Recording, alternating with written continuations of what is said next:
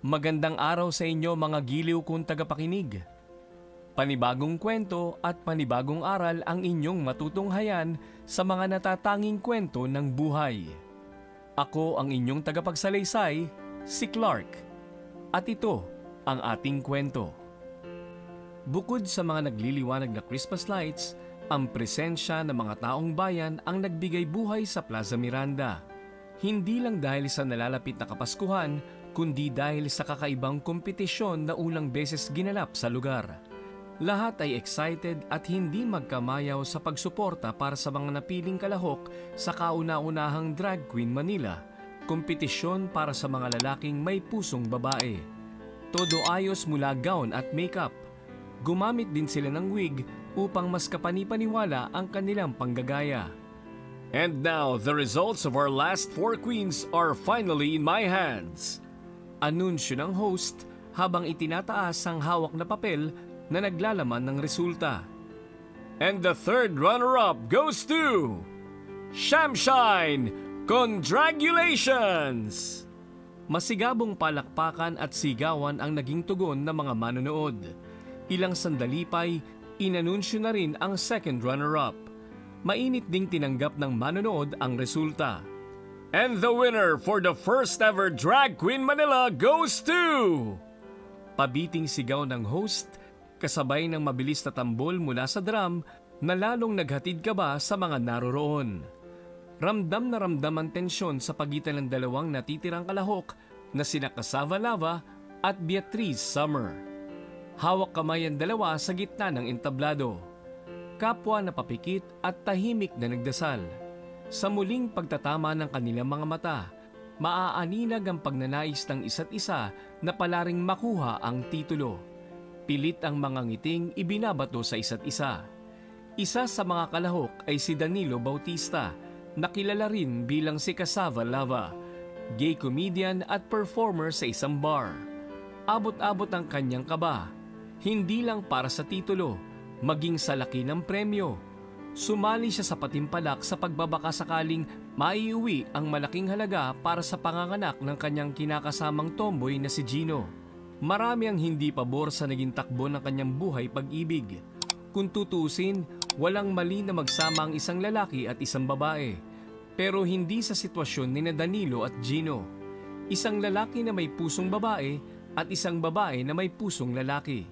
Sa halip na panghinaan ng loob, nagpatuloy sila at binaliwala ang pang-uuyam ng mga tao. Ang pangsali ni Danilo sa kompetisyon ay maliwanag na tanggap niya ng buo ang kanyang pagkatao. Handa siyang panindigan at ipaglaban ang piniling buhay. Gaya ng mga katunggali, taas noo silang nagpakatotoo sa kanilang sarili. Again, who's your bet to win the crown tonight? Shout! Louder! Makulit na tanong ng host sa mga manonood. Beatrice Summer! Beatrice Summer! Panabay sigaw ng mga tao na nagpadagundong muli sa plaza. Nang marinig yun ni Danilo, nawala ang pag-asa na kanyang binuo. Doon niya napagtanto na para siyang isang karayom na nahalo sa tumpok ng dayami. Sa madaling salita, swerte na lang kung papalarin siyang manalo sa naturang patimpalak. Napatunghay si Danilo upang pigilan ng luha dulot ng awa sa sarili. Sa kanyang pagtingin sa kalangitan, kakaibang bituin ang umagaw ng kanyang atensyon. Pinaghalong kulay asul at pula na kakaiba sa ilang bituin na pawang mga dilaw. Napangiti siya na maisip na wala namang mawawala kung hihiling siya na gaya sa wishing star. Malalim na buntong hininga ang kanyang pinakawalan bago nag-usal ng munting hiling. Tala na maningning, ako ay iyong dinggin. Sana ako ay iyong papanalunin. And the winner for the first ever Drag Queen Manila 2019 is none other than Cassava Lava! Congratulations! Masayang anunsyo ng host na nagpamulat ng mata ni Danilo. Automatikong itinanghal na first runner-up ang kanyang kasama. Halo-halo ang emosyong nararamdaman ni Danilo habang humaharap sa mga manonood. Maging sa pagtanggap ng kanyang korona at premyo, hindi niya maiwasang mangatal sa kaba. Abot-abot din ang kanyang pasasalamat sa lahat. Thank you. Sambit niya sa isip habang nakatingin sa bituing naging kanyang lucky charm. Matapos ang batian at kamayan, agad na nagpunta sa backstage si Danilo kung saan naghihintay si Gino. Unti-unting nawala ang ngiti sa kanyang labi. Maaaring kinakapitan siya ng swerte sa ngayon. Masaya siya dahil sa pagkapanalo kung saan may maiuwi siyang malaking halaga, pero malungkot din dahil sa obligasyon sa sariling pamilya na tila tukong nakakapit sa kanya. Bakit parang namatayan ang pagmumukha mo, Danilo? Hindi ba dapat masaya ka dahil ikaw ang nanalo ngayong gabi? Takang tanong ni Gino na umagaw ng atensyon ni Danilo. Napatitig si Danilo sa kalagayan ni Gino na haplos-haplos ang tiyan. Kabuwanan na ni Gino at ilang araw na lang manganganak na ito. Malalim na buntong hininga ang pinakawalan ni Danilo. Pagod na ako, Gino. Gusto ko nang sumuko sa obligasyon sa aking pamilya. Hindi dapat sa akin inaatangan lahat. Reklamo niya sa manumanay na boses. Anong ibig mong sabihin, Danilo? Iiwan mo ang pamilya mo sa ere? Aba, mali ang iniisip mo. Ipapaalala ko sa'yo, may sakit ang iyong ina. Paliwanag ni Gino. Hindi mo ba ako mahal, Gino? Saksi ka sa araw-araw na sakripisyo na aking ginawa para sa kanila. Nais ko muna magpahinga. Bigyan ng pabuya ang sarili. Para sa atin. Mahal kita, Danilo. Alam mo yan. Ang akin lang sana, wag mong sukuan na talikuran ng iyong pamilya. Narito ako na handang damayan ka sa bawat oras. Tapat at madamdaming wika ni Gino. Salamat, mahal ko. Paano, uwi na tayo? Yaya ni Danilo habang nakaakbay kay Gino. Puno ng pagmamahal na ngumiti sa isa't isa. Habang pauwi, nakatuwaan ni Danilo na iwagayway ang suot na pulang bestida. Napapangiti naman ang mga nakakasalubong nila. Ilang kabahayan pa bago ang kanilang tinutuluyan nang huminto sa paglalakad si Danilo. Tumingin siya sa langit bago nagwika. Nakikita mo ba ang bituin na yon, Gino? Hindi ba kakaiba ang kulay sa lahat? Pinaghalong asul at pula.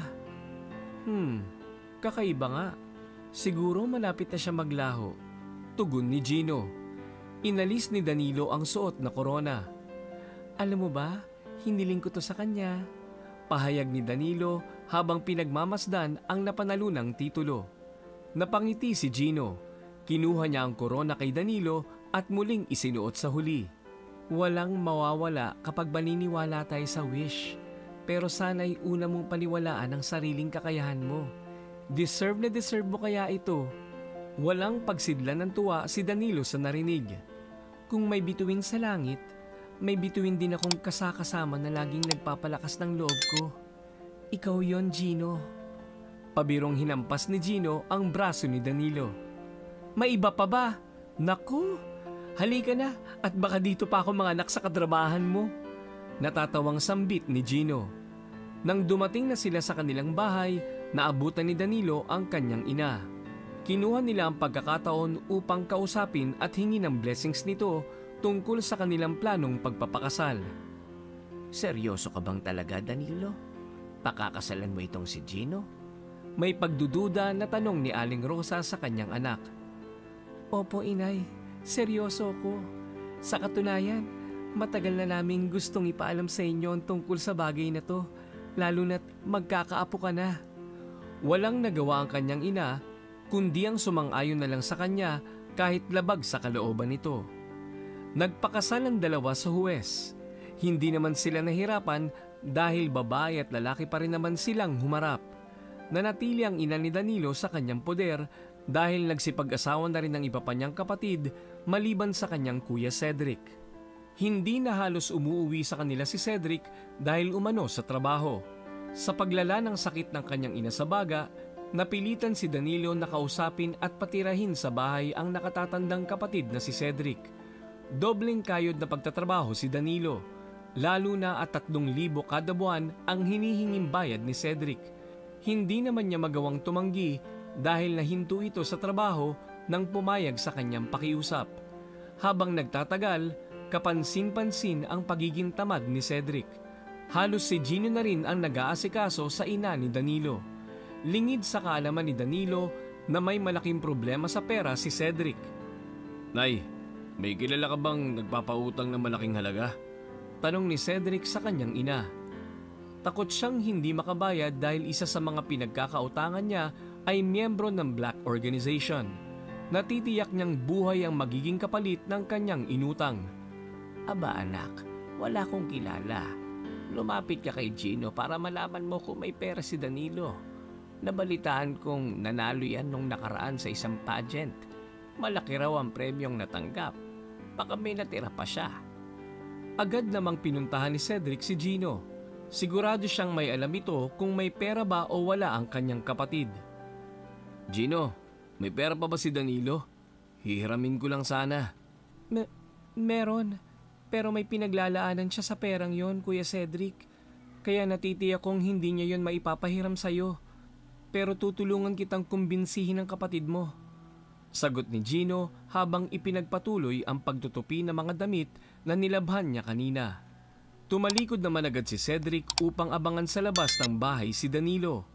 Plano niyang umalis kaagad pagkakuha niya ng pera. Maya-maya pa'y dumating na rin si Danilo. May bitbit siyang mga pagkaing panghanda para sa Noche Buena. Masayang masaya siya dahil may kalakihan ang kanyang kinita pero nawala ang ngiti nang makita si Cedric sa labas ng kanilang bahay. Alam niyang kapag ganito, may kailangan ng kanyang kuya. Kuya, bakit nandito ka sa labas? Nagawa pa niyang magtanong sa kabila ng katotohanang alam niya ang pakay nito. Kailangan ko ng pera. Pahiramin mo ko. Ibawas mo na lang sa sahod ko. Palinga-linga na saad ni Cedric. Halos hindi siya makatingin ng diretso kay Danilo. Sabi kasi ni Gino at nanay, may pera ka pa raw. Kaya akin na muna. Uminit ang ulo ni Danilo sa narinig niya kaya pasigaw siyang sumagot sa kapatid. May pinaglalaanan ako sa perang yon, kuya. Sa panganganak ba ni Gino? Matagal pa yan manganganak, Danilo. Ano ba? Huwag ka maramot. Ganting sigaw ni Cedric sabay kumpas sa hangin. Patawad, kuya, pero hindi kita mapapahiram ngayon. Malapit na manganak si Gino. Pagtatapos ni Danilo, tinalikuran ni Danilo si Cedric na namumula sa galit. Kaagad siyang nagtungo sa kanilang silid upang masigurong hindi pinakailaman ni Cedric ang kanyang pera. Papalabas na siya mula sa silid nang biglang pumasok si Cedric kasama si Gino. Ganun na lamang ang kanyang gulat nang tutukan ni Cedric ng baril sa ulo si Gino. Kuya! Akin na ang pera, Danilo, o papatayin ko tong asawa mo. Mamili ka, pera o siya? Halos nababaliw na sigaw ni Cedric. Namumula ang mga mata na tila wala na sa sarili. Kuya naman, maawa ka sa akin. Para sa pamangkin mo yon. Galit na bulalas ni Danilo sa pag-aakalang laruan na baril ang hawak ng kanyang kapatid. Gawain na ito ni Cedric sa kanilang ina noon. Cedric anak, itigil mo yan. Pagsusumamo ng kanilang ina. Danilo, sige na. Ibigay mo na ang gusto niya. Pero lang yan. Mangiyak-giyak na pakiusap ni Gino. Nangangatal habang sapu-sapo ang tiyan. Hindi pinakinggan ni Danilo si Gino. Mas nanaig sa kanya ang galit sa kapatid. Hanggang ngayon ba naman, kuya? Ipananakot mo sa amin ang laruan na yan? Sorry, kuya. Pero hindi ko ibibigay sa iyo ang gusto mo. Sira ulo ka ba? Mukha ba ako nagbibiro? Nalalaki ang mga matang sagot ni Cedric. Daing ni Gino nang idiin lalo ni Cedric sa sentido nito ang baril. Danilo, please. Hindi ako nagbibiro. Hindi mo na ako matatakot, kuya. Hindi ko ibibigay ang gusto mo. Kaya Bang!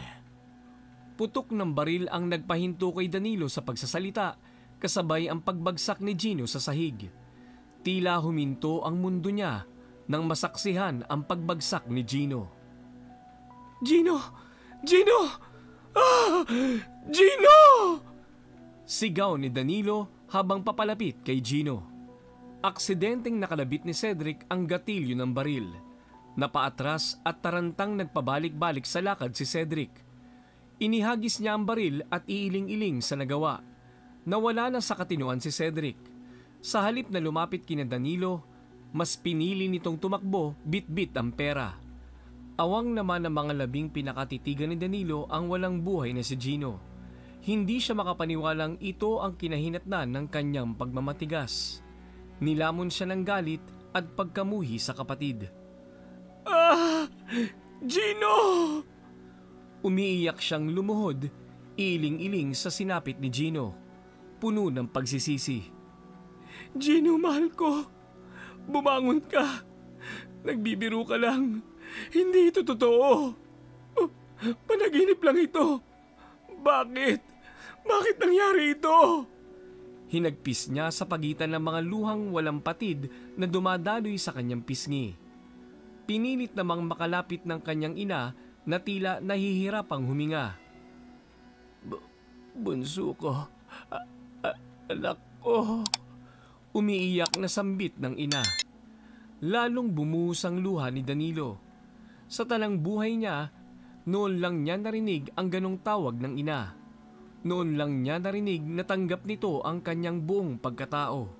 Ang pangako ni Gino noon na mamahalin at tanggapin ng kanyang ina ng buong puso kung sino man siya. Si Gino na nagbibigay pag-asa sa kanya. Si Gino na tanging kakampi niya at nagpapalambot ng kanyang puso. At si Gino na sa huli katahimikan pa rin ang nais para sa kanya. Pero wala na ito. Wala na ang taong unang naniwala at nagmahal sa kanya sa kabila ng kanyang kaibahan. Ilang sandali pa'y nagsidatingan ng mga otoridad. Ganon din ang mga kapitbahay na nakiisyoso sa nangyari. Sobrang sakit ang nangyari lalo at kapaskuhan. Hindi katanggap-tanggap pero pinilit ni Danilo na kumilos alang-alang kay Gino. 2 inosenteng buhay ang binawi sa kanya. Matapos mailibing si Gino, kusang sumuko si Cedric. Nagtatalo man ang kanyang kalooban na makulong ang sariling kapatid, pero sa huli, hinayaan niya ang batas ang humusga. Mas makabubuti rin para sa kanyang kuya Cedric upang mapagtanto ang pagkakamali nito.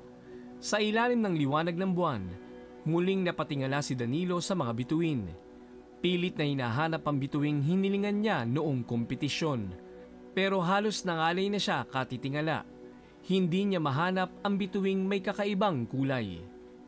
Sana hindi na lang ako humiling. Sana hindi ako ang nanalo. Hindi sana ako nagkaroon ng pera. Hindi sana naging sakim si kuya. Buhay pa sana si Gino. Hindi sana nakulong si Kuya Cedric. May pamilya na rin sana ako. Ang daming sana na nasayang. Pero aasa pa rin ako na sana'y isa si Gino sa mga bituin sa kalangitan. Mapagmamasdan sa tuwing sasapit ang gabi. Magpapahilom sa sugat ng kahapon at magbibigay pag-asa sa panibagong yugto ng aking buhay. Ang kwentong ito ay mula sa malawak na imahinasyon ng may akda, si Ramil Dacanay. Anumang pagkakahalintulad sa pangalan ng tao, lugar o pangyayari ay di sinasadya. Naway manatiling aral sa lahat na ang pagsisisi ay laging nasa huli. Maraming salamat sa inyong pakikinig. Hanggang sa muli.